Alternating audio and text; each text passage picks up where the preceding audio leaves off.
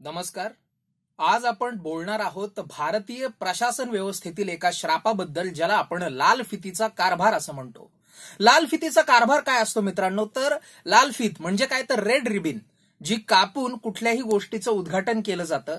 Same अनेक लोकोपयोगी कामं असतील, म्हणजे काही सदनं असतील, भवनं असतील किंवा कुठलीही गोष्ट जी सरकारच्या हस्ते आणि लोकांचा कापून खिसा म्हणतोय मी, तर लोकांचा करदात्यांच्या पैशातून ज्या गोष्टी निर्माण केल्या जातात त्यांचं उद्घाटन मात्र त्या उद्घाटनात एक पैसा सुद्धा योगदान नसणाऱ्या काही प्रशासकांच्या आणि अर्थातच व्हीआयपी पुढाऱ्यांच्या, काही मंत्र्या-संत्र्यांच्या हस्ते केलं जातं. असो, काही जणांची त्यात निर्णय प्रक्रियेत आणि ते लोकांसाठी काम व्हावं यासाठी प्रयत्नशील असतात, तो भाग वेगळा, अपवाद सगळीकडे असतात. मात्र आपण बोलणार आहोत नेमकेपणाने की या लाल फितीच्या कारभाराच्या नादात कशा पद्धतीनं सर्वसामान्य माणसांना त्रास भोगावा लागतोय. अतिशय आज सकाळचंच उदाहरण आहे. बऱ्याचशा न्यूज पोर्टल्सवरती, म्हणजे सकाळपासून बऱ्याचशा न्यूज पोर्टल्सवरती सिंहगड रस्ता खरं तर कशा पद्धतीनं वाहन चालकांसाठी ट्रॅफिकचं ते नरक आहे याच्यावरती बरंच कवित्व झालेलं आहे, बरंच काही बोलण्यात आणि लिहिण्यात आलेलं आहे. मात्र आज अशी परिस्थिती दिसून आली की साधारण राजाराम ब्रिज ते वडगाव ब्रिजच्या परिसरामध्ये, म्हणजे बऱ्याच जणांनी सांगितलं की आम्ही सकाळी 8 वाजता घरून निघालोय, मात्र 12 वाजले तरी आम्ही काही आमच्या कामाच्या ठिकाणी पोहोचलेलो नव्हतो. काही जण म्हणाले की आम्ही 2 वाजेपर्यंत पोहोचलेलो नाही आहोत. मुद्दा असा आहे की त्या रस्त्यावरती ट्रॅफिकच्या समस्येवरती एक उपाययोजना म्हणून एका पुलाचं बांधकाम बऱ्याच वर्षांपूर्वी सुरू झालं आणि मोठ्या प्रमाणावरती ते काम आता पूर्ण देखील झालेलं असल्याचं समजतंय.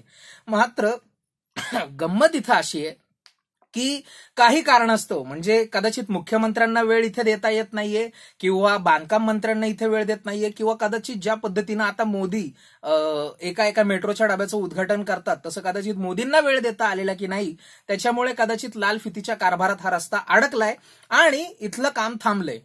पण वरवर आपल्याला हे सगळं जितकं साधं सरळ सोपं दिसतं तितकं नाहीये. तुम्ही विचार करा की सकाळी 8 वाजता निघालेला माणूस 12 वाजले तरी सिंहगड रोड क्रॉस करू शकत नाहीये, तो पूर्ण संपवू शकत नाहीये. त्या जागी जर का एखादी रुग्णवाहिका असती, एखादी अँब्युलन्स असती, एखादी इमर्जन्सी केस असती, तर अशा वेळी आपण काय करणार आहोत? जर का यदा कदाचित देव न करो पण तशा गोष्टीत एखादा माणूस दगावला असता तर त्याच्यामध्ये दोषी कोण असतं, प्रशासक की शासक? कारण तुम्ही लाल फितीच्या कारभारात अडकलेला आहात. एक तर तुम्हाला राजकारणी वेळ देत नाहीयेत किंवा तुम्ही महापालिकेच्या निवडणुका होईपर्यंत थांबलेला आहात का हे सुद्धा कळत नाहीये. कारण एकदा निवडणुका आल्या की तुम्ही उद्घाटन करताल आणि श्रेयवाद लाटत बसताल. खरं तर मला या गोष्टीचं समाधान आहे की आता जे शासन, जे सरकार आपल्याकडे बसले ते कदाचित आपल्या सर्व महाराष्ट्र राज्याच्या पुण्याईनं कोविडमध्ये नव्हतं. कारण बरं झालं की कुठेतरी उद्धव ठाकरेंचं सरकार एकूणच त्या कोविडच्या कालावधीमध्ये आपल्या महाराष्ट्रामध्ये होतं. कारण कोविड केंद्र असतील किंवा काही एकूणच ज्या सुविधा होत्या बऱ्याचशा नवीन चालू झाल्या.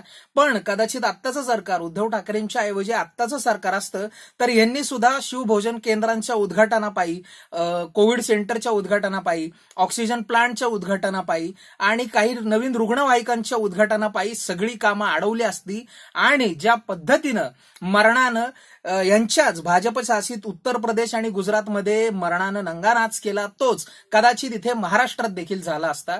त्यामुळे 2-2.5 वर्ष का होईना उद्धव ठाकरेंचं सरकार होतं ते आपलं काय म्हणूयात आपण की आपलं कदाचित नशीब चांगलं होतं. मात्र आत्ता जे सरकार आहे त्यांच्या लाल फितीच्या कारभारात मात्र पुणेकर बेजार झालेले आहेत.